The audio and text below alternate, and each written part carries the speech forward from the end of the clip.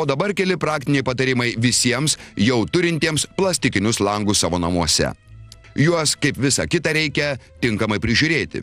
Jeigu langas sunkiai darinėjasi ar neužsidaro, jį galima pareguliuoti ir jis vėl bus kaip naujas. Pats langas, jeigu yra su atvertimo pozicija, tai yra atverčiamas.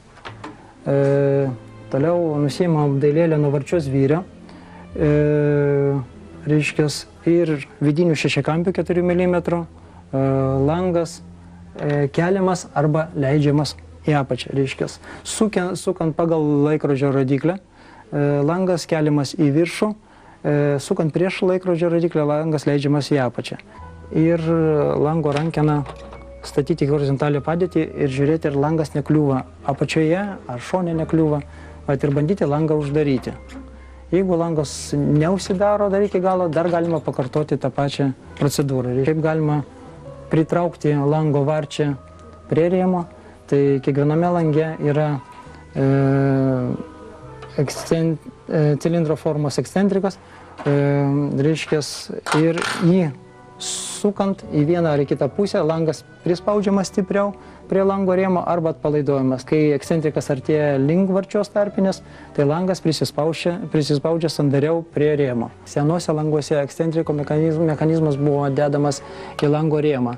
Reiškia, jis buvo montuojamas ne lango varčioje, bet lango rėmė. Reguliuojasi tuo pačiu būdu, tuo pačiu rakteliu ir arba atleidžiant, arba patempiant prispaudimą. Jeigu atidarius langą, reiškia, negalime lango uždaryti ir lango varčia kliūna į rėmę esančią detalę, tai reikėtų langą atidaryti pilnumai, tiek kiek langas atsidaro, ir langą patraukti į vyrio pusę.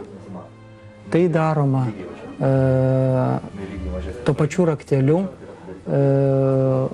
viršutinio vyrio reguliavimo varžtelį, sukant pagal laikrodžio rodiklę. Pabaigai pridursime, kad atsijungimas nuo centrinio šildymo sistemos yra kraštutinis veiksmas. Statistika rodo, kad taip drastiškai pasielgę žmonės išlošia ne visada. Tokių atsijungėlių butai tampa šilumos energijos vampyrais.